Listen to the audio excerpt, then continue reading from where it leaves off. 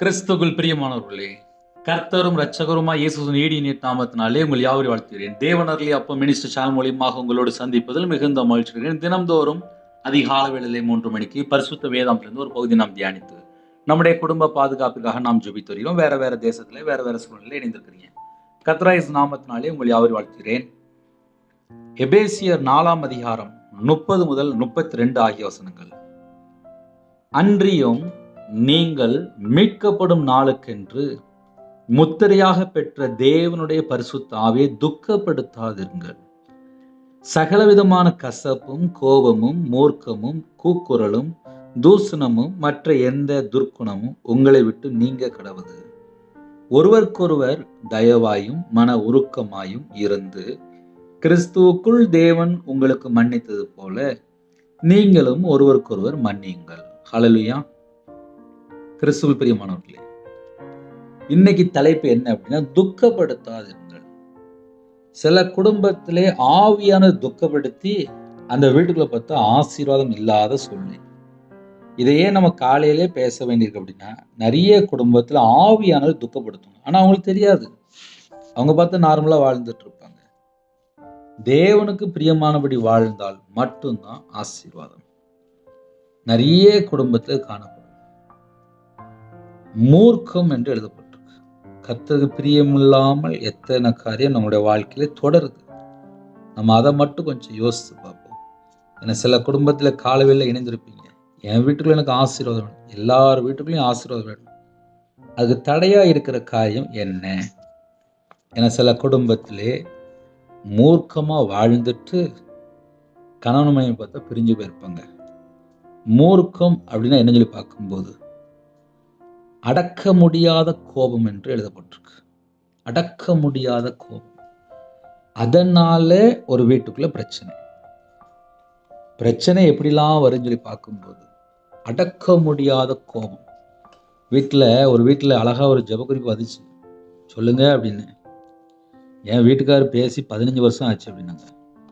அப்போ ஒரு வீட்டில் என்ன பிரச்சனை நடக்கு அப்படின்னா, 15 வருஷமா பிள்ளை, இன்னொரு வீட்டில் 12 வருஷமா பையன் பேசல. அப்போ ஒவ்வொரு வீட்டுக்குள்ளுமே ஒவ்வொரு விதமான பிரச்சனை வந்துகிட்டே இருக்கு. இது எல்லாத்துக்கும் காரணம் என்ன? அந்த மூர்க்கம். ஒரு மனுஷனுடைய வாழ்க்கையிலே இப்படிப்பட்ட ஒரு கேரக்டர் இருந்துச்சு அப்படின்னா ஆசீர்வாதத்தை பெற்றுக்கொள்ள முடியாது. ஏன்னா சில குடும்பத்தில் என்ன யோசிப்பாங்க அப்படின்னா, எனக்கு எல்லாம் தெரியும் அப்படின்னு சொல்லிட்டு வீட்டில் பார்த்தா சண்டை போட்டு கிடப்பாங்க. சில வீட்டில் வாலிப பிள்ளைகள் சண்டை போடுறாங்க.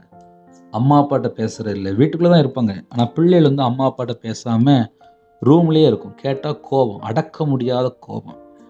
அடக்க முடியாத கோபம் இருக்கும்போது தேவன் அடக்குவார். இப்போ என்ன நம்ம புரிந்து கொள்ளணும் அப்படின்னா, ஒரு வீட்டில் அம்மா அப்பாவுக்கு மரியாதை கொடுக்காம இஷ்டம் போல வாழ்ந்துட்டு இருப்பாங்க.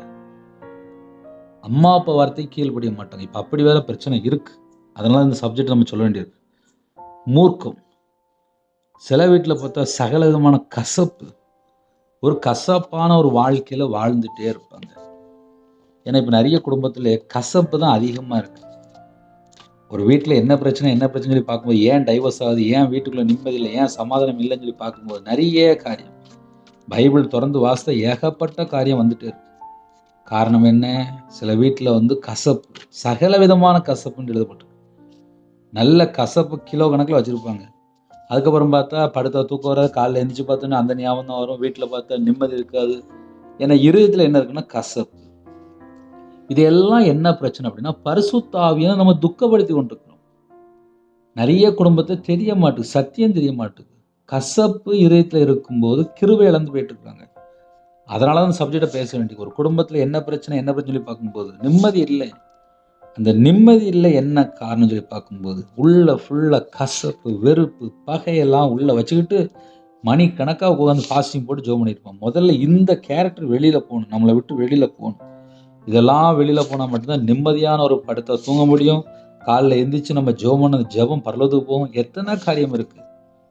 பரிசுத்த ஆவியை துக்கப்படுத்தினதுக்கப்புறம் நம்ம வாழ்க்கை எப்படி இருக்கும்? நம்ம அப்படி யோசிச்சு பார்ப்போம். நம்ம குடும்பத்தை ஆசீர்வதிக்கணும் அப்படின்னா தேவன் ஆசீர்வதிப்பார். எப்படி வாழ்ந்து ஆசீர்வதிப்பார்?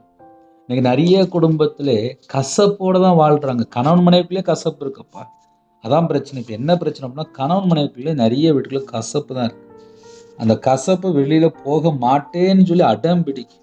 அதனால தான் நிறைய வீட்டில் தடை தடை தடை தடை. அப்போ ஒரு வீட்டுக்குள்ள என்ன பிரச்சனை அப்படின்னா, சகல விதமான கசப்பு. கசப்பு இருக்கா இல்லையா, அதை நம்மளே யோசித்து பார்க்கலாம். சகல விதமான கசப்பு இருந்துச்சு அப்படின்னா முதல்ல கிருபை இழந்து போயிடுவோம். கிருபை இழந்து போயாச்சுனாலே அப்புறம் அவனோட வாழ்க்கையில எல்லாமே குழப்பமாக தான் இருக்கும்.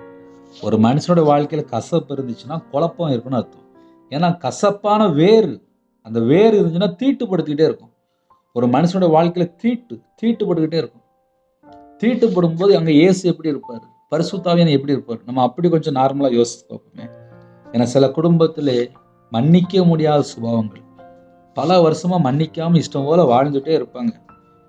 அவங்க அப்படி வாழ்றாங்க, சரி. பரிசுத்த ஆவியை நம்ம துக்கப்படுத்தி கொண்டிருக்கிறோமே. ஏன்னா இப்ப மீட்கப்படும் நாளுக்கென்று முத்திரையாக பெற்ற தேவனுடைய பரிசுத்த ஆவியை துக்கப்படுத்தாதீர்கள் தான் தலைப்பு. அப்போ ஒரு குடும்பத்துல என்ன நடக்கும் அப்படின்னா, துக்கப்படுத்தி கொண்டிருக்காங்க. யாரை துக்கப்படுத்துறாங்க? பரிசுத்த ஆவியை துக்கப்படுத்தினதுக்கு அப்புறம் அந்த வீட்டுக்குள்ள எப்படி சமாதானம் இருக்கும், எப்படி ஆசீர்வாதம் இருக்கும்? அதனால காலைவேளையில யாரெல்லாம் இணைந்திருக்கிறீங்களோ, நம்ம குடும்பம் எப்படி இருக்கு? துக்கப்படுத்துற அளவுக்கு நம்ம கரெக்டா இல்லை தப்பா, அப்படிதான் நம்ம யோசிச்சு போகணும். ஏன்னா சில வீட்டில் கசப்பு இல்லாம வாழ்ந்துட்டு இருப்பாங்க, ஆனா கோபம் இருக்கும். ஒரு வீட்டுல கசப்பு இல்லப்பா, ஆனா கோபம் இருக்கே. கோபம் இருக்கும்போது நம்ம பரிசுத்த ஆவியை துக்கப்படுத்துறோம். ஏன்னா சத்துரு உள்ளவருக்கு நம்ம இடம் கொடுக்குறோம். அப்போ ஒரு குடும்பத்துல என்ன நடந்து பார்க்கும்போது, பிசாசுக்கு எங்கேயாவது இடம் கொடுத்துட்டு பல பிரச்சனை போய் மாட்டி கொள்றாங்க. நிறைய குடும்பத்துல நடக்கு. அதனால யாரெல்லாம் அதிகாலையில் இணைந்திருக்கிறீங்களோ, சத்துருவுக்கு நம்ம இடம் கொடுக்குறோமா, அதை மட்டும் நம்ம கொஞ்சம் யோசித்து பார்க்க வேண்டும். வேற வழியே இல்லை. ஏன்னா பிசாசுக்கு இடம் கொடுத்ததுக்கு அப்புறம் நம்ம வீட்டுல நிம்மதியே இருக்காது. நிறைய குடும்பத்துல காணப்படுது. அடுத்தாப்புல கூக்குரலும் என்று எழுதப்பட்டிருக்கு. கூக்குரல் அப்படின்னா அலறுதலின் சத்தம் என்று எழுதப்பட்டிருக்கு. அலறிடுவாங்க. வீட்டுக்குள்ள சண்டை போடும்போது ஒன்று அடக்க முடியாத கோபமா இருக்கும், அப்படி இல்லைன்னா அலறுவாங்க. அந்த வீடு ஃபுல்லா வெடிக்கிற மாதிரி இருக்கும் சவுண்டு. அலறுதலின் சத்தம். சில வீட்டில் சண்டை போட்டா வீட்டுக்கு வெளியே தெரியாது, சில வீட்டில் சண்டை போட்டா 5 வீட்டுக்கு தெரியும். அலறுதலின் சத்தம் என்று எழுதப்பட்டிருக்கு. இப்படி இருந்துச்சு அப்படின்னா பரிசுத்த ஆவியானவரை துக்கப்படுத்தி கொண்டிருக்கிறோமா? இப்ப நல்லா புரிஞ்சுக்கொள்ளணும். நீங்கள் மீட்கப்படும் நாளுக்கென்று முத்திரையாக பெற்ற தேவனுடைய பரிசுத்த ஆவியை துக்கப்படுத்தாதீர்கள். பரிசுத்த ஆவியை ஒரு மனுஷன் எப்படி துக்கப்படுத்துறான் அப்படின்னா, சகல விதமான கசப்பு இருக்கும்போது பரிசுத்த ஆவியை நான் துக்கப்படுத்துறேன். 2வது கோபம் இருக்கும்போது பரிசுத்த ஆவியை நான் துக்கப்படுத்துறேன். 3வது மூர்க்கம், அடக்க முடியாத கோபம் இருக்கும்போது பரிசுத்த ஆவியை நான் துக்கப்படுத்தி கொண்டிருக்கேன். 4வது கூக்குரல், அலறுதலின் சத்தம். பரிசுத்த ஆவியானவர் அமைதியா இருப்பார். அவர் பேரே அன்பின் ஆவியானவர், தெளிந்த புத்தியுள்ள ஆவியானவர். அவர் நமக்குள்ள இருக்கும்போது அன்பின் சுபாவம் தான் இருக்கும். சமாதானத்தின் தேவன், சமாதானத்தின் ஆவியானவர், சாந்தமுள்ள ஆவியானவர். அவர் நமக்குள்ள வரும்போது அன்பினாலே நிரப்பப்பட்டிருப்பாங்க. ஆனால் சில குடும்பத்திலே அலறுதலின் சத்தம் இருக்கும்ல, அந்த வீட்டுக்குள்ள என்ன பிரச்சனை அப்படின்னா பரிசுத்த ஆவியானது துக்கப்படுத்தி கொண்டிருக்கிறாங்க அப்படின்னு சொல்லி எழுதப்பட்டிருக்கு. அடுத்தாப்புல தூசணமும் நிந்தித்து பேசுறது, இல்ல பழித்து பேசுறது, தேவையில்லாம பேசிக்கிட்டே இருப்பாங்க. அடுத்தாப்புல மற்ற எந்த துர்க்குணமும் உங்களை விட்டு நீங்க கடவுது. தீய குணம் நமக்குள்ள இருந்தால் அது நம்மளை விட்டு நீங்க கடவுது. இதெல்லாம் நம்ம இதயத்துல இருக்கும்போது நம்ம பரிசுத்த ஆவியை துக்கப்படுத்தி கொண்டிருக்கிறோம். அன்றியும் நீங்கள் மீட்கப்படும் நாளுக்கென்று முத்திரையாக பெற்ற தேவனுடைய பரிசுத்த ஆவியை துக்கப்படுத்தாதிருங்கள்.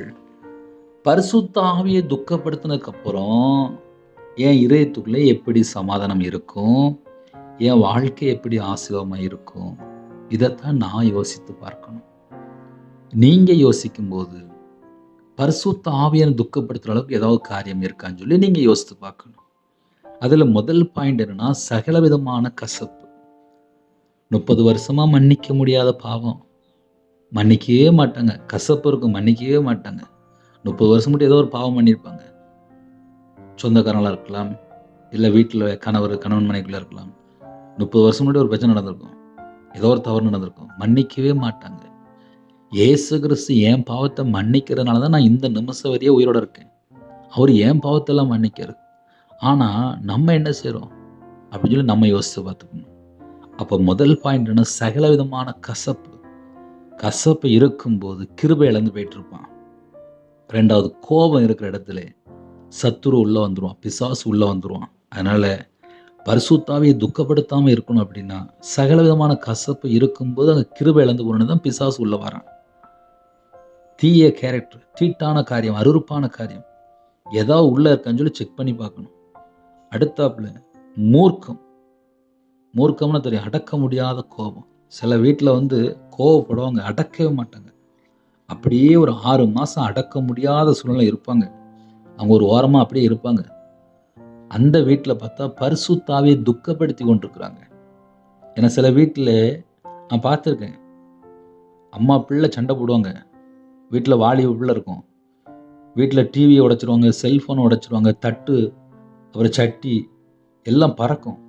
வீட்டில் டிவிலாம் உடஞ்சி போய் தான் இருக்குது, செல்ஃபோன் உடஞ்சி போய் தான் இருக்குது, கட்டிலே உடஞ்சி போயிருக்கு. என்னன்னு சொல்லி கேட்டால், என் மகளுக்கு கோபம் வந்தா இப்படி நடந்துட்டு அப்படிம்பாங்க. அடக்க முடியாத கோபம் நான் வீட்டில் பார்த்துருக்கேன், சில வீட்டில் பார்த்துருக்கேன். அந்த வீட்டுக்குள்ள என்ன பிரச்சனை இருக்கும் அப்படின்னா, தேவனுடைய பரிசுத்த ஆவியை துக்கப்படுத்தாதுன்னு சொல்லி எழுதப்பட்டிருக்கும். இவங்க யாரை துக்கப்படுத்திட்டு இருக்காங்க அப்படின்னா, பரிசுத்த ஆவியான துக்கப்படுத்திட்டு இருக்காங்க. பரிசுத்த ஆவியான துக்கப்படுத்தும் போது எல்லா பிரச்சனையும் உள்ள வந்துடும், நிம்மதியே இருக்காது. நான் ரியலாக பார்த்துருக்கேன், சில குடும்பத்தில் நான் பார்த்துருக்கேன். எந்த வீட்டிலலாம் அடக்க முடியாத அளவுக்கு கோபம் இருக்கோ, பரிசுத்த ஆவியை துக்கப்படுத்திட்டு இருக்கிறாங்களோ, அந்த வீட்டில் நிறைய பிரச்சனைகளை தான் நான் பார்த்துருக்கேன். ஆவிக்குரிய வாழ்க்கையிலே வளரணும், பரிசுத்த ஆவியை பெற்றுக்கொள்ளணும், அபிஷேகத்தை பெற்றுக்கொள்ளணும், தேவனுக்கு பிரியமானபடி வாழணும் ஒரு மனுஷன் தீர்மானம் பண்ணிட்டான் அப்படின்னா, அடக்க முடியாத கோபம்லாம் உள்ளே இருக்கக்கூடாது, மன்னிக்க முடியாத சுபாவம்லாம் உள்ளே இருக்கக்கூடாது, சகல விதமான கசப்புலாம் உள்ளே இருக்கக்கூடாது. கோபம், எரிச்சல், பகை, வைராக்கியம் அதெல்லாம் உள்ளே இருக்கக்கூடாது. அதெல்லாம் இருந்துச்சுன்னா பரிசுத்த ஆவியை துக்கப்படுத்திட்டு இருக்கிறாங்க. அடுத்தாப்புல கூக்குரல், அலறுதலின் சத்தம், அலறி பேசுவாங்க. அவங்க பேசுறதுதான் கரெக்ட் அப்படின்னு சொல்லிட்டு அலறிடுவாங்க. ஏன்னா அவங்களுக்கு எல்லாம் தெரியும்னு சொல்லிட்டு அலறி பேசுவாங்க. அலறுதலின் சத்தம், அந்த இடத்துலையும் பரிசுத்த ஆவியை நம்ம துக்கப்படுத்துறோம். நம்ம எப்படி வாழன்னு சொல்லி போட்டிருக்கோம் அப்படின்னா, தயவாயும் மன உருக்கமாயும் இருந்து. நம்ம கொஞ்சம் இறங்கி போகணும், வேற வழியே இல்லை. ஏன்னா ஆவியான துக்கப்படுத்தக்கூடாது. அடுத்தாப்புல தூசணமும், தேவையில்லாத வார்த்தைகள், நிந்தித்து பேசுறது, பழித்து பேசுறது, கெட்ட வார்த்தை எல்லாம் உள்ள வந்துடும். மற்ற எந்த துர்க்குணமும் உங்களை விட்டு நீங்க கடவுது. தீய குணம் ஏதாவது உள்ள இருக்கா அப்படின்னா அது எல்லாம் நீங்க கடவுது. இதெல்லாம் வெளியில போனா மட்டும்தான் நம்ம பரிசுத்த ஆவியை துக்கப்படுத்தாமல் நம்ம வாழ்ந்துட்டு இருக்கோம் சொல்லி அர்த்தம். அடுத்தாப்புல ஒருவருக்கொருவர் தயவாயும் மன உருக்கமாயும் இருந்து. நம்ம எப்படி வாழணும், வாழ்க்கை முறை என்ன, இப்ப எப்படி வாழணும்னு சொல்லி நிறைய கிறிஸ்டியன் இல்ல கிறிஸ்தவர்களுக்கு தெரிய மாட்டேன். என் வாழ்க்கையில எனக்கே தெரியாம தான் இருந்துச்சு. நான் கையில பைபிள் எடுத்து வாசித்து பார்க்கும்போது கொஞ்சம் கொஞ்சமா மாறிட்டு இருக்கேன். அதுல சில காரியம் தான் நான் உங்களுக்கு சொல்லிட்டு இருக்கேன். ஒருவருக்கொருவர் தயவாயும் மன உருக்கமாயும் இருந்து, கிறிஸ்துவுக்குள் தேவன் உங்களுக்கு மன்னித்தது போல். அந்த வேர்டை நீங்க நல்லா கவனிக்கணும். கிறிஸ்துவுக்குள் தேவன் உங்களுக்கு மன்னித்தது போல். கிறிஸ்து நமக்காக ஜீவ பலியானார், நமக்காக அடிக்கப்பட்டார், நமக்காக நொறுக்கப்பட்டார். பிதாவாகிய தேவன் கிறிஸ்துவுக்குள் தான் நம்மளை மன்னிக்கிறாரு. அதே போல நாமும் கிறிஸ்துவுக்குள் இருக்கும்போது மற்றவருடைய குறைகள் குற்றங்களை மன்னிக்கும் போதுதான் நம்ம வாழ்க்கை நல்லா இருக்கும். பரிசுத்த ஆவியை துக்கப்படுத்தாம நம்ம வாழ்ந்துட்டு இருக்கோம்னு சொல்லி அர்த்தம். இன்னைக்கு என்ன நடக்கு அப்படின்னா, மன்னிக்க முடியாத ஒரு எரிச்சல், ஒரு கோபம், ஒரு வைராக்கியம், அடக்க முடியாத ஒரு கோபம், அடக்கவே மாட்டாங்க, அடக்க முடியாத ஒரு கோபம் தேவன் அடக்கிடுவார். சில குடும்பத்துல நினைக்கிறாங்க கணவன் மனைவி சண்டை போட்டு பிரிஞ்சு போயிட்டாங்க, அதுக்கப்புறம் பார்த்தா அவங்களுடைய வாழ்க்கையில நிம்மதியே இருக்காது, ஒரே கண்ணீர் வாழ்க்கை. எதுக்கு? அடக்க முடியாத ஒரு கோபம், அதனால தான் பிரிஞ்சு போயிருப்பாங்க. மன்னிக்க முடியாத ஒரு சுபாவம், அதனால தான் பிரிஞ்சு போயிருப்பாங்க. இதயத்திலே மகா பெரிய கசப்பு வச்சிருப்பாங்க. சகல விதமான கசப்பு இருக்கனால தான் பிரிஞ்சு போயிருப்பாங்க. யாரு மேல கசப்பு? ஒண்ணு புருஷன் மேலயா இருக்கலாம், இல்ல மனைவி மேலயா இருக்கலாம். இந்த 2 பேருக்குள்ள தான் இவ்வளவு பெரிய பிரச்சனை வருது. ஒரு வீட்டுக்குள்ள தான் நான் சொல்றேன், வெளியில சொல்லல. கூக்குரல், வீட்டுக்குள்ள சண்டை போடும்போது 4 வீட்டுக்கு கேட்குற மாரி, நான் யாரு, என் குடும்பம் யாருன்னு சொல்லி சண்டை போடுவாங்க. அலறுதலின் சத்தம். இதெல்லாம் என்ன அப்படின்னு சொல்லி பார்க்கும்போது, நீங்கள் மீட்கப்படும் நாளுக்கென்று முத்திரையாக பெற்ற தேவனுடைய பரிசுத்த ஆவியை துக்கப்படுத்தி கொண்டிருக்கிறோம் அப்படின்னு சொல்லி அர்த்தம். துக்கப்படுத்தாதீர்கள் என்று எழுதப்பட்டிருக்கு. கீழே உள்ள அந்த 8 பாயிண்ட் இருக்கும்போது, முதல் பாயிண்ட் நான் சொல்றேன், வீட்டில் டைரி இருந்தால் எடுத்து எழுதி வைங்க. பரிசுத்த ஆவியை துக்கப்படுத்தக்கூடாதா, வீட்டில் டைரி இருந்தால் எடுத்து எழுதி வைங்க. சகல விதமான கசப்பு, இது முதல் பாயிண்ட். 2வது கோபம். 3வது மூர்க்கம். மூர்க்கம்னா ஒரு கோடு போட்டு அடக்க முடியாத கோபம் சொல்லி எழுதி வச்சுக்கோங்க. 4வது கூக்குரல், அலறுதலின் சத்தம். வீட்டுக்குள்ள யாரா அலறுறாங்களா, கொஞ்சம் போய் எப்பா அமைதியா இரு, எப்பா அமைதியா இருங்க, கோவப்படாதீங்க, நீங்க பரிசுத்த ஆவியை துக்கப்படுத்திட்டீங்க அப்படின்னு சொல்லி இந்த வசனத்தை எடுத்து காமிங்க. அப்பந்தான் மனம் திரும்புவாங்க. ஒரு வீட்டுக்குள்ள பரிசுத்த ஆவியை துக்கப்படுத்தினதுக்கு அப்புறம் அந்த வீடு ஆசீர்வாதமா இருக்காது. நல்லா யோசித்து பாருங்க. அடுத்தாப்புல 5வது தூசணம், நிந்தித்து பேசுவது, பழித்து பேசுவது. வீட்டில் டைரி தான் எடுத்து எழுதி வச்சுக்கோங்க. அடுத்தாப்புல 6வது மற்ற எந்த துர்க்குணமும் உங்களை விட்டு நீங்க கடவுள். தீய குணம் வேண்டாம், அதெல்லாம் நம்மளை விட்டு வெளியில போயிடணுமா. இதெல்லாம் பழைய சுபாவங்கள். ஒருவருக்கொருவர் தயவாயும் மன உருக்கமாயும் இருந்து, அது 7வது பாயிண்ட். ஒருவருக்கொருவர் தயவாயும் மன உருக்கமாய் இருந்து. 7 பாயிண்ட் எழுதிட்டீங்களா? அடுத்தாப்புல கிறிஸ்துவுக்குள் தேவன் உங்களை மன்னித்தது போல, பிதாவாகிய தேவன் கிறிஸ்துவுக்குள் தான் என்னுடைய எல்லா பாவத்தையும் எல்லாம் மன்னிக்கிறார். அதே போல நாமும் கிறிஸ்துவுக்குள்ள இருக்கிறோம்ல, நம்ம பாவத்தெல்லாம் இயேசு மன்னிச்சார்ல, பிதாவாகிய தேவன் மன்னிச்சார்ல, அதே போல நாமும் மற்றவருடைய பாவத்தை மன்னிக்க வேண்டும். நீங்களும் ஒருவருக்கொருவர் மன்னியுங்கள் என்று எழுதப்பட்டிருக்கு. இப்படிலாம் நம்ம மன்னிச்சு வாழும்போது பரிசுத்த ஆவியை துக்கப்படுத்தாம நம்ம வாழ்ந்துட்டு இருக்கோம். அப்ப பரிசுத்த ஆவியை யாரு துக்கப்படுத்துறாங்க அப்படின்னா, சகல விதமான கசப்பு இருக்கும்போது துக்கப்படுத்துறாங்க, கோபம் இருக்கும்போது துக்கப்படுத்துறாங்க, மூர்க்கம் இருக்கும்போது தேவனை பரிசுத்த ஆவியை துக்கப்படுத்துறாங்க, கூக்குரல் இருக்கும்போது பரிசுத்த ஆவியை துக்கப்படுத்துறாங்க, தூசணமான வார்த்தைகள் பேசும்போது பரிசுத்த ஆவியை துக்கப்படுத்தி கொண்டிருக்காங்க, துர்க்குணம் கெட்ட குணம் இருக்கும்போது பரிசுத்த ஆவியை துக்கப்படுத்தி கொண்டிருக்கிறாங்க, மன்னிக்க முடியாத சுபாவங்கள் இருக்கும்போது பரிசுத்த ஆவியை துக்கப்படுத்தி கொண்டிருக்காங்க. அதிகால வேளையிலே நம்ம ஜெபிக்க போறோம், அர்ப்பணிங்க. பரிசுத்த ஆவியை துக்கப்படுத்தும் போது நம்ம வாழ்க்கை எப்படி சந்தோஷமா இருக்கும், நம்மளே செக் பண்ணி பார்க்கலாம். அதே நேரத்தில் பரிசுத்த ஆவியை சந்தோஷப்படுற மாதிரி நம்ம காரியம் எல்லாமே இருக்கும்போது நம்ம குடும்பத்தை 100 மடங்கு ஆசீர்வதிப்பார். ஹல்லேலூயா. அதிகால வேளையிலே எல்லாரும் ஒருமனப்பட்டு ஜெபிப்போமா? கண்களை மூடி நாம் ஜெபம் செய்வோம். எங்களை அதிகமாய் நேசிக்கும் அன்பு அந்த பரிசுத்தமுள்ள நல்ல தகப்பனே, நம்ம நன்றியோடு துதிக்கிறோம் சொல்கிறோம்ப்பா. புதிய நாளுக்கான கிருபைக்காக 1000 மடங்கு உங்களுக்கு நன்றி செலுத்திடும்ப்பா. எங்கள் கூட நீங்கள் பேசுனீங்க, எங்கள்கிட்ட குறை இருக்குது, எங்களை மன்னிச்சிருங்க. இன்னும் உமக்கு பிரியமில்லாமல் எங்களுடைய வாழ்க்கையில என்னென்ன கருத்தில் குறைகள் குற்றங்கள் இருக்கோ எல்லாவற்றையும் மன்னிங்க, மன்னித்து ஆசிரியங்க. உமக்கு பிரியமானபடி நாங்கள் வாழ வேண்டும். எங்களோட வாழ்க்கையில் என்னென்ன குறை இருக்கோ குற்றம் இருக்கோ எல்லாவற்றையும் மன்னிங்க, மன்னிங்க, மன்னிங்க, மன்னிங்க, மன்னிங்க. எங்களுடைய குறைகள் குற்றங்கள் எல்லாவற்றையும் மன்னிங்க. அதிகால வேளையிலே அப்போ அந்த செய்தி நான் கேட்கும்போது, மீட்கப்படும் நாளுக்கென்று முத்திரையாக பெற்ற பரிசுத்த ஆவியை துக்கப்படுத்தாதீர்கள் என்று எழுதப்பட்டிருக்குப்பா. பரிசுத்த ஆவியை துக்கப்படுத்தினதுக்கு அப்புறம் எங்கள் வாழ்க்கை எப்படி ஆசீர்வாதமா இருக்கும். பரிசுத்த ஆவிக்கு விரோதமாக எங்களோட வாழ்க்கையில் ஏதாவது குறைகள் குற்றங்கள் எல்லாவற்றையும் மன்னிங்க, மன்னிங்க, மன்னிங்க, மன்னிங்க, மன்னிங்க. எங்களை மன்னிங்க, எங்களுடைய பாவத்தை எல்லாம் மன்னிங்க, எங்களோட அக்கிரமத்தை எல்லாம் மன்னிங்க, கசப்பான காரியத்தை மன்னிங்க. கோபம், மூர்க்கம், கூக்குரல், தூசணம் இதெல்லாம் எங்களுக்குள்ள வேண்டாம்ப்பா. துர்க்குணம் எங்களுக்கு வேண்டாம்ப்பா. இதை எல்லாவற்றையும் எங்களுக்குள்ள இருந்து நீங்க நீக்கி போட்டுருங்க. உங்களுடைய வார்த்தைக்கு கீழ்ப்படிந்து உங்களுடைய சத்தத்துக்கு நாங்கள் செவி கொடுத்து கற்பனையை கை கொண்டு வாழ கிருபை தாங்க. நற்கிரியை செய்ய, நன்மை செய்ய, தான தர்மம் செய்ய அப்பா எங்களுக்கு கிருபை தாங்க, எங்களுக்கு கிருபை தாங்க. கனியுள்ள ஒரு வாழ்க்கை வாழ கர்த்தர் உதவி செய்யுங்க ராஜா. உமக்கு பிரியமானபடி வாழ வேண்டும். கர்த்தர் எங்களுக்கு கிருபை செய்யுங்க. இந்த நாளையும் யாரெல்லாம் தங்களை தாழ்த்துறோங்களோ ஆவிக்குரிய உன்னதமான சகலமான ஆசீர்வாதம் பெற்றுக்கொள்ள கிறிஸ்துவுக்குள்ள எங்களை அர்ப்பணிக்கிறோம். ஆசீர்வதிங்க. இயேசு கிறிஸ்து ரத்தத்தினால், இயேசு நாமத்தினால் வானம் திறவட்டும். சிங்காசனத்தில் பலன்களை திறந்து இடங்கொள்ளாமல் போகட்டும். பண்டசாலை திறந்து பரிபூர்ணமாக உங்க பிள்ளைகளை ஆசிரியங்க. கத்தர் கூட ஆசிரியங்க. அவங்களுடைய களஞ்சியங்கள் எல்லாம் நிரப்பி ஆசிரியங்க. யாரெல்லாம் தாழ்த்து அவனுடைய கையின் கீழே ஆசிரியங்க. கத்தர் கரந்தொட்டு ஆசிரியங்க. அவனுடைய அப்பத்தின் தண்ணீர் ஆசிரியங்க. வியாதி அவங்களை விட்டு நீக்கி கொள்ளுங்க. யாரெல்லாம் அர்ப்பணிக்கலாம் நீதிமான சிரசு மேல் ஆசிரியம் தங்கி இருக்கும் என்று வேதம் சொல்லிடுது. உங்க பிள்ளையோட வாழ்க்கையில் ஆசீர்வதிங்க. இயேசு கிறிஸ்து ரத்தத்தினாலே அப்பா யாரெல்லாம் இணைந்துக்கணும் அவருடைய குறைகள் குற்றலாற்றி மன்னித்து உங்களோட ரத்தத்தினால கழுவி சுத்திகரித்து ஆசீர்வதிங்க. கர்த்தரை நம்புகிறவனோ செழிப்பான். யாரெல்லாம் அதிக அளவில் இணைந்திருக்காங்களோ கர்த்தரை நம்பி வாழ கர்த்தர் கிருபை தாங்க. எந்த ஒரு மனுஷனையும் சார்ந்து கொள்ளக்கூடாது. கர்த்தர் கிருபை செய்யுங்க. உண்மை உள்ள மனுஷன் பரிபூர்ணமான ஆசீர்வாதத்தை பெறுவான் என்று எழுதப்பட்டிருக்கு.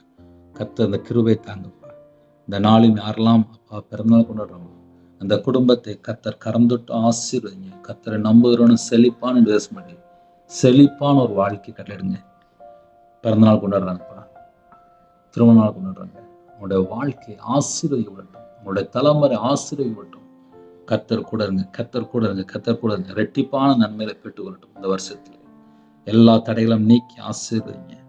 போட் தொழில் போடுறாங்க, விசைப்படகு, நாட்டுப்படகு, விவசாயம், இன்னும் சிறு தொழில், வியாபாரம், கம்பெனிக்கு போகிறாங்க. காலை வேளையில் வாட்ச்மேன் ஜெபிக்கிறாங்க, செக்யூரிட்டி ஜெபிக்கிறாங்க, போலீஸ் ஆஃபீஸ் ஜெபிக்கிறாங்க, ஆர்மி ஜெபிக்கிறாங்க, அதிகாரிகள் ஜெபிக்கிறாங்க, தலைவர் ஜெபிக்கிறாங்க, ஐடி ஃபீல்டில் இன்னுமா டீச்சர் காலை வேளையில் எத்தனையோ குடும்பத்தில் வாலிப பிள்ளைகள் வாலிபங்களாம் வேலைக்கு போகிறாங்க. எல்லா குடும்பத்தையும் உங்களுடைய கரத்தில் அர்ப்பணிக்கிறோம். எந்தெந்த குடும்பத்தில் இணைந்திருக்காங்களோ எல்லா குடும்பத்துக்கு அதை சந்திக்க வேண்டும். காலையில் டிரைவிங் லைனில் போகிறாங்க, பஸ்ஸில் போகிறாங்க, காரில் போகிறாங்க, ட்ரெயினில் போகிறாங்க, எத்தனையோ குடும்பத்தில் ஃப்ளைட்டு, எல்லா குடும்பத்துக்கு கர்த்தர் ஆசீர்வதிக்க வேண்டும். பாதுகாப்பு தர வேண்டும். உமக்கு பிரியமானபடி வாழ வேண்டும். வேலை செய்கிற இடத்துல உண்மையாக அப்பா கீழ்ப்படிந்து அந்த இடத்துல ஒரு சாட்சியுள்ள ஒரு வாழ்க்கை வாழ வேண்டும். கர்த்தர் கிருபை செய்யுங்க. சில குடும்பத்தில் கர்த்தர் ஜெபிக்கிறாங்கப்பா, கர்த்தர் மனமிறங்கி ஆசிரியங்க. சில குடும்பத்தில் டெலிவரி போடப்படுறாங்க, தாய்மார் ஜெபிக்கிறாங்க, மாசமா இருக்காங்க. எல்லா குடும்பத்தையும் கர்த்தர் பாதுகாத்து கொள்ளுங்க. திருமண தேவைக்காக ஜெபிக்கிறாங்க, பிள்ளைகளுக்கு வயசு அதிகமாயிட்டு போகுது, மாப்பிள்ளை கிடைக்க மாட்டேங்குது. சில குடும்பத்தில் ரட்சிக்கப்பட்ட பிள்ளை கிடைக்க மாட்டேங்குது. கர்த்தர் வாசல் திறந்தாங்க. எல்லா தடைகளும் நீக்கி பண ஆசை இல்லாமல், பொருளாசை இல்லாமல், நகை ஆசை இல்லாமல் நல்ல குடும்பமாக தாங்க உங்களுடைய கரத்தில் அர்ப்பணிக்கும். திருமணம் முடிந்ததுக்கு அப்புறம் சந்தேகம், கணவன் மனைவிக்குள்ள ஐக்கியம் இல்லை, கள்ள தொடர்பு, வேசி மார்க்கத்தில் போய் சிக்கி கொண்டாங்க, விபச்சார அடிமை, சிகரெட்டு பழக்கம், போயிலை, கஞ்சா பழக்கம், தேவையில்லாத அப்பா வன்முறைகள் எத்தனையோ குடும்பத்தில் இணைந்திருக்காங்கப்பா. குறைகள் குற்றங்களை மன்னிங்க. சிகரெட்டு பழக்கம், போயிலை, கஞ்சா பழக்கம், தவறான தொடர்பு எல்லா செத்தக்கிரியும் அழிக்கப்படட்டும். உங்களுடைய கரத்தில் அர்ப்பணிக்கிறோம்ப்பா. கர்த்தர் பாதுகாப்பு தான், கர்த்தர் பாதுகாப்பு தான், கர்த்தர் பாதுகாப்பு தாங்க. காலை வேளையில் அப்பா சில குடும்பத்தில் விக்கிரவழி பழக்கம், மாந்திரியம், பிள்ளி சுமி, ஏவலில் கட்டப்பட்ட நிலைமை அந்த எல்லா செத்தக்கிரியும் அழிக்கப்படட்டும். இயேசு கிறிஸ்து ரத்தத்தினால், இயேசு நாமத்தினால் எல்லா செத்தக்கிரியும் அழிக்கப்படட்டும். ஒவ்வொரு குடும்பத்துக்கு கர்த்தர் விடுதலை செய்ய வேண்டும் ராஜா. இந்த காலை வேளையில் யாரெல்லாம் தங்களை தாழ்த்தவங்களோ எல்லா குடும்பத்துக்கு கர்த்தர் 100 மடங்கு ஆசீர்வதிங்க ராஜா. உமக்கு பிரியமானபடி வாழ என்னோட ஆவி, ஆத்துமா, சரீரம், சிந்தனை, நினைவு எல்லாம் அர்ப்பணிக்கிறோம்ப்பா. இந்த நாளும் எந்தெந்த குடும்பத்தில் இணைந்துருக்காங்களோ உங்களுடைய தேவைகளை எல்லாவற்றுக்கு சந்திக்க வேண்டும். உமக்கு பிரியமானபடி நாங்கள் வாழணும்ப்பா. எந்தெந்த குடும்பத்தில் அர்ப்பணிக்கிறாங்களோ அந்த வீட்டோட தேவைகள் எல்லாம் கர்த்தர் சனிராஜா. வேலை இல்லாமல் இருக்காங்க, கர்த்தர் வாசல் திறந்தாங்க. உமக்கு பிரியமானபடி வாழ என்னோட ஆவி, ஆத்துமா, சரீரம், சிந்தனை, நினைவு எல்லாவற்றையும் அர்ப்பணிக்கிறோம். கர்த்தர் கூட இருங்க, கர்த்தர் கூட இருங்க, கர்த்தர் கூட இருங்க. உங்கள் நாமம் மட்டுமே விடட்டும், உங்கள் நாமம் மட்டுமே விடட்டும். அப்பா கவர்மெண்ட் வேலைக்காக ஜெபிக்கிறாங்க, சில குடும்பத்தில் விசாவுக்காக ஜெபிக்கிறாங்க, வெளிநாட்டில் இருக்காங்க. எல்லா விதமான வாசல் கர்த்தர் திறந்தாங்க. உம்முடைய கரத்தில் தாழ்த்திருப்பீங்க ராஜா. எத்தனையோ குடும்பத்தில் சம்பளம் வராமல் இருக்குது. சில குடும்பத்தில் அப்போ வேலை செய்கிற இடத்துல சரீரத்தில் பலவீனத்தோடு தான் வேலைக்கு போகிறாங்க. பாதுகாப்பு இல்லை, பல உபத்திரத்தின் மத்தியில் தான்ப்பா கடந்து போகிறாங்க. வேலை செய்கிற இடத்துல பல நிந்தைகள், அவமானங்கள் எல்லாவற்றையும் கர்த்தர் மாற்றி உங்கள் பிள்ளையோட கர்த்தர் புறப்பட்டு போய் எல்லா காரியத்திலும் கர்த்தர் ஒரு விடுதலை கொடுங்க. மனிதனுடைய கண்களில் தயவடைக்கிறது கிருபை செய்யுங்க ராஜா. இந்த நாளில் எந்தெந்த குடும்பத்தில் பாவ அடிமையில் வாழ்ந்துட்டு இருக்காங்களோ, தேவையில்லாமல் அப்பா நாடகம் பார்க்குறது, படம் பார்க்குறது, செல்ஃபோனில் அடிமை, கேம் அடிமை, தேவனை விட்டு தள்ளி போகிற எத்தனை காரியம் இருக்கும் எல்லா குறைகள் குற்றலாற்றையும் மன்னித்து அந்த குடும்பத்துக்கு கர்த்தர் ஒரு விடுதலை செய்ய ராஜா. உங்களுடைய கரத்தில் அர்ப்பணிக்கிறோம். ஸ்கூல் ஃபீஸ் கட்டணும், காலேஜ் ஃபீஸ் கட்டணும், எக்ஸாம் கட்டணும், எத்தனையோ இடத்துல அப்பா பணம் கட்ட வேண்டிய தேவை இருக்கு ராஜா. அந்த குடும்பத்தோட தேவையெல்லாம் கர்த்தர் சனிங்க ராஜா. யாரெல்லாம் படிக்கிற பிள்ளைகள் இணைந்துக்காங்களோ தேவ ஞானத்தால் நிரப்புங்க, தேவ புத்தியால் நிரப்புங்க ராஜா, தேவ அறிவினால் நிரப்புங்க ராஜா. ஞாபக சக்தி தாங்கப்பா. தேவையில்லாத காரியத்தில் போய் சிக்கிக்கொள்ளக்கூடாது. செல்ஃபோன்லேயோ கேம்லையோ அடிமையில் சிக்கிக்கொள்ளக்கூடாது. விசேஷமாக உங்களுடைய கிருபையால் நிரப்புங்க. யாரெல்லாம் அர்ப்பணிக்கணுங்களோ சகல குடும்பத்தையும் ஆசிரியர் ராஜா. கர்த்தரை விட்டு தள்ளி போகிற என்னென்ன காரியம் இருக்கோ எல்லாவற்றையும் நீக்கி ஆசிரிங்க. தேவையில்லாத பயம், தேவையில்லாத எண்ணங்கள், தேவையில்லாத அப்பா சிந்தனைகள் எதுவும் வரக்கூடாது. உங்கள் பிள்ளைகளுக்கு பாதுகாப்பு தாங்க ராஜா. இந்த நாளிலும் யாரெல்லாம் ஜெபிக்கிறாங்களோ, எக்ஸாம் எழுதுறதுக்காக யாரெல்லாம் ப்ரிப்பேர் ஆகி கொண்டிருக்காங்களோ, அந்த குடும்பத்தை கர்த்தர் ஆசீர்வதிங்க. ஸ்கூல் ஃபீஸ், காலேஜ் ஃபீஸ் இன்னுமா தேவைகள் எல்லாம் சந்திக்க விட கர்த்தர் உதவி செய்யுங்க ராஜா. இந்த வருஷத்திலே விசேஷமா ஃபர்ஸ்ட் ரேங்க் எடுக்க கர்த்தர் கிருபை செய்யுங்க.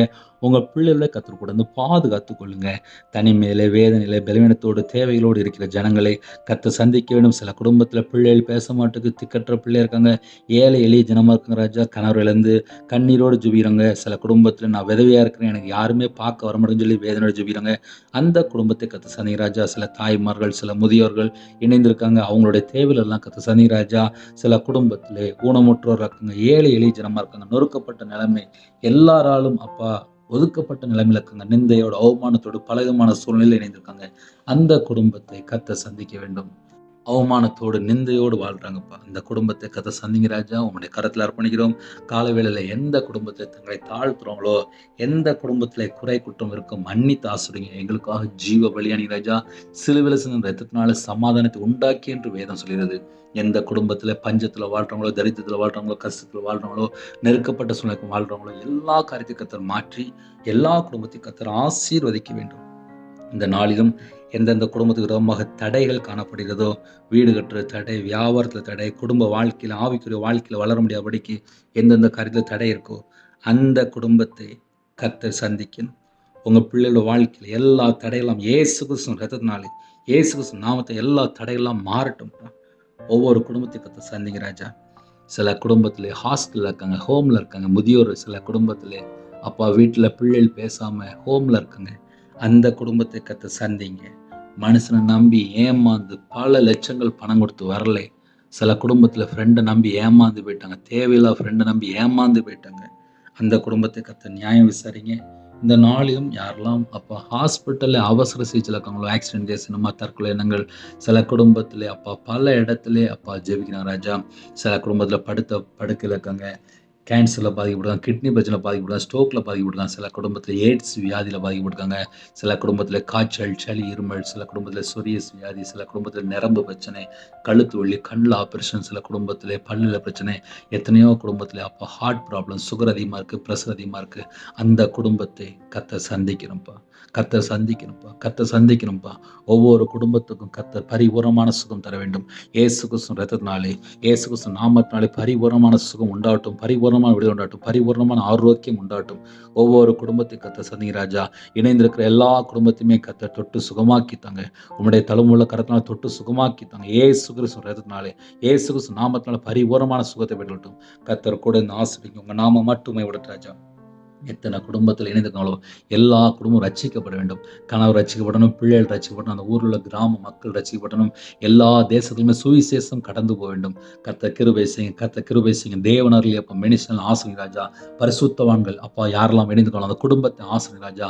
மிஷினரிமார் யாரெல்லாம் இணைந்துக்கலாம் அந்த குடும்பத்தை ஆசிரியர் ராஜா. யாரெல்லாம் ஊழியத்துக்கு அப்புறப்படுறாங்களோ, யாரெல்லாம் சுவிசேஷ ஊழியத்துக்கு அப்புறப்படுறாங்களோ, அந்த குடும்பத்துடைய தேவைகள் எல்லாம் கர்த்தர் சந்திக்க வேண்டும். ஊழியத்தில் அற்புத அடையாளம் நடக்கணும்ப்பா. உங்கள் பிள்ளைகள் மூலியமாக அநேக ஜனங்கள் விடுதலையாக்கப்படணும், அநேக ஜனங்கள் சுகமாக்கப்படணும், அநேக ஜனங்கள் அப்பா கர்த்தர் பக்கம் மனம் திரும்பணும்ப்பா. கர்த்தர் கிருபை செய்யுங்க. இந்த நாளில் யாரெல்லாம் தங்களை தாழ்த்தோங்களோ எல்லா குடும்பத்தோட கர்த்தர் கூட இருங்க. உங்க நாம மட்டுமே விட ராஜா. அப்பா அதிகாலை வெளியே அப்பா எத்தனையோ குடும்பத்துல வெளியில புறப்படுறாங்க. பகலில் மேக ஸ்தம்பமாவும் இரவுல அக்னி ஸ்தம்பம். கர்த்தர் எங்களோட வருகிற கிருபைக்காக நன்றி, நன்றி, நன்றி. எங்களை பாதுகாக்கிற கிருபைக்காக நன்றி ராஜா. ஒவ்வொரு குடும்பத்தையும் கர்த்தர் பொறுப்படுத்துங்க. இந்த நாளிலும் எந்தெந்த குடும்பத்துல ஞானஸ்தானம் எடுக்காமல் இருக்காங்களோ ஞானஸ்தானம் எடுக்க கர்த்தர் உதவி செய்யுங்க ராஜா. சில குடும்பத்துல பொருத்தனை பண்ணி மறந்து போயிட்டாங்க. அந்த குடும்பம் மறுபடியும் மனம் திரும்பி முழு பைபிளை வாசிக்கணும், ஜெபிக்கணும், துதிக்கணும். தேவனுக்கு பிரியமானபடி என்னென்ன பொருத்தனை பண்ணியிருந்தாலும் அந்த எல்லா பொருத்தனைகளும் நிறைவேற்ற கர்த்தர் கிருபை செய்யுங்க. உம்முடைய பாதபில் அர்ப்பணியும் ராஜா. எல்லா குடும்பத்தையும் கர்த்தர் பொறுப்படுத்துங்க. உங்க நாம மட்டுமே விட்டும் உமக்கு பிரியமானபடி வாழ என்னோட ஆவி, ஆத்துமா, சரீரம், சிந்தனை, நினைவு எல்லாவற்றும் அர்ப்பணியும். இந்த நாளையும் எல்லா காலத்திலும் கற்றுக் கொடுங்க ஆசிரியங்க. உங்க நாம மட்டுமே விடட்டும். உங்களுடைய ஜீவனுக்கு அப்படிங்க துதிகான மகிமை எல்லாம் ஒருவருக்கே செலுத்தினோம். இயேசு கிறிஸ்து பிதாவே ஆமென். தேவனுக்கே மகிமை உண்டாகுக. கர்த்தர் தாமே உங்களை உங்கள் குடும்பத்தின் சகல காலத்தில் சம்பூர்ணமாக திருப்தியாக கர்த்தர் கொடுத்து ஆசீர்வதிப்பாராக. ஆமென். கர்த்தராகிய இயேசுவின் கிருபையும் பிதாவாகிய தேவனுடைய அன்பும் பரிசுத்தவனுடைய ஐக்கியமும் இப்பொழுதும் எப்பொழுது சதா காலங்களிலும் நம்மளோடு கொடுப்பதாக. ஆமென். கிறிஸ்துவில் பிரியமானவர்களே, தனி ஜெபம் பண்ணுங்க, குடும்ப ஜெபம் பண்ணுங்க.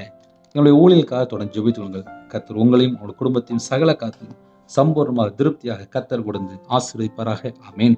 கர்த்தராகிய இயேசுவின் கிருபையும் பிதாவாகிய தேவனுடைய அன்பும் பரிசுத்தவனுடைய ஐக்கியமும் இப்பொழுதும் எப்பொழுதும் சதா காலங்களிலும் நம்ம கொடுப்பதாக. ஆமென். கிறிஸ்துவுக்குள் பிரியமானவர்களே, நீங்கள் ஒருவேளை ஜெபிக்க விரும்பினால் 9363064181 நம்பருக்கு உண்டா நாங்கள் உங்களுக்காக குடும்பத்தில் ஜெபிப்போம். நீங்களும் என்னுடைய ஊழியக்காக தொடர்ந்து ஜெபிப்போம். God bless you. Thanks for watching. Please subscribe our channel. Click the like and share. Click the bell. God bless you.